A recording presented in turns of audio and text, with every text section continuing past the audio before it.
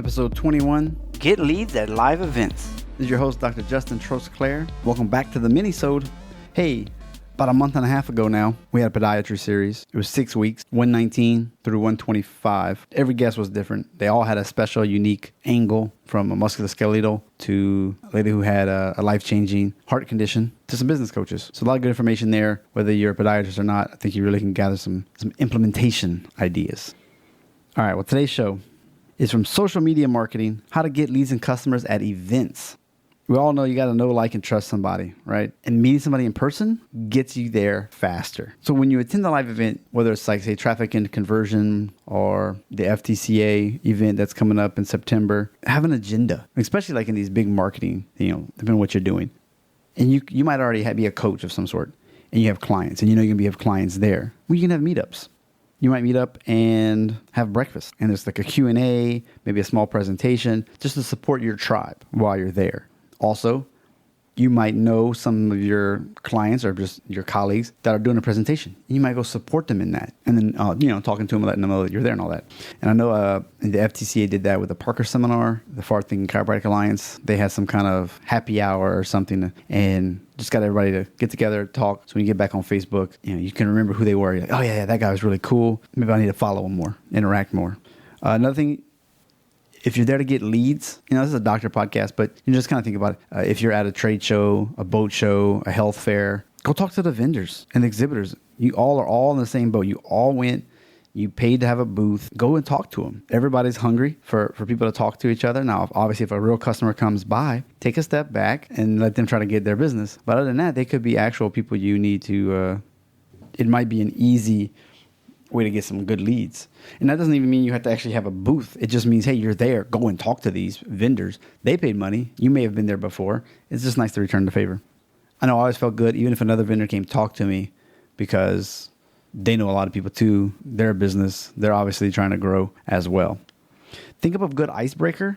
Maybe you could wear something unique. If you know you're going to speak to a speaker, try to have something planned. So you're not just like, hey, how are you? Great speech. You're like, oh, no, here's a talking point. Or you had an article about this or a podcast about that. What are your thoughts? Something engaging. A bad icebreaker is, hey, so what do you do? Right?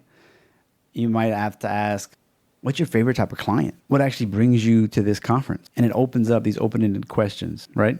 Now, when you're talking about sponsorships, especially some of these big like social media marketing, that's a huge conference. Probably you may not be able to afford to have a booth there, right? And you may not want to spend the time there because of all the planning, the staff, figuring out what you're going to do. You may don't have to do that. A lot of these places, if your brand matches up, they got lanyard sponsors. They got charging stations where, there's like a booth, bunch of electric cords, you plug your phone in, and then in the square in the middle, like at airports, you have your information there. You could have a class sponsor, which means for that class, your name and logo would be on the show notes or on the notes that they hand out. The 1 o'clock show sponsored by a Doctor's Perspective podcast, and then they introduce the speaker. All the coffee area, again, you'd have your logo plastered on the coffee area. But again, make sure you have a brand that's actually kind of known already. If you're brand new, that may not work. If you've been around for a while, you've been advertising, people recognize your brand, go for it. I'm really torn about this whole logo business. Sometimes I think just have a nice font logo.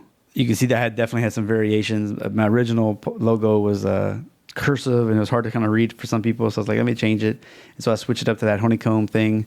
And it's kind of cumbersome a little bit. So I was like, let me go third revision. And it's now, perspective is written backwards. So it's simple to recreate and do everything with it without having, like a spine or a treadmill or a pair of glasses as your logo. It's like, nobody really going to know that. Like, how much money are you going to be spending to advertise? But if you just had like a cool font that had a logo-ish look to it, you're killing two birds with one stone, in my opinion. So that's what I would do. And Fiverr's got a great place. You can find a lot of stuff. People can do that. Just cipher through them. Find people that got a lot of reviews and make sure that the stuff that they're putting on their pictures is stuff that you like. Okay, so let's say you have a booth. You're at a health fair, eye doctor, dentist, whatever, PT. Don't be afraid to have silly games to get engagement. I mean, you could do cornhole or washers. Like, you really could. Pop a balloon. I don't know. That might be too much. Have a raffle. Put your name in a hat. Put your business card. Give me your email. I'll draw you in for a TV, an iPad. Everybody loves TVs. Just a small TV or something like that. A product demo works well, depending on what kind of company you have. I know chiropractors, we have sometimes these thermographs and service EMGs. They get a lot of hate. but it's a way to get people to stop, talk to you. And if there's a way to use that to break the ice, there's something to that, I think. Maybe if they do a certain task and they complete it and it's kind of hard to do, they get a t-shirt or like a branded object that can coincide with the event. That could be pretty cool too.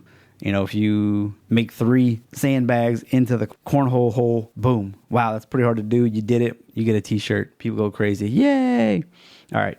Another thing, if you have a podcast and you're in one of these events, you could potentially do live interviews at the event so people see it, they can hear it. My thought also is, and I actually got one. I haven't used it yet. Like in China, when they do these tour groups, they have a little microphone that plugs into like a little speaker that's on your hip. And just so that they can talk normal voice and then 20 people can hear them instead of screaming. I haven't done it yet, but I would think that could be one way to do it if you're talking to people at a booth. Obviously, you don't want to get too crazy with it. But if you are having an event, like a fun thing, that could really hype up the energy. People are like, what's all that noise? Okay, let me come and check it out. And then at the same time, you have one of your staff members, trying to prep them for chiropractic or at the end. Last 2 pieces of advice. If you're at a seminar and you have a business that you could grow through signing up coaching clients or whatever, find out if there's a hashtag for the event. Chamber of Commerce Health Fair, hashtag Chamber of Commerce Health Fair. Okay, maybe that's what's going on in your area. Awesome.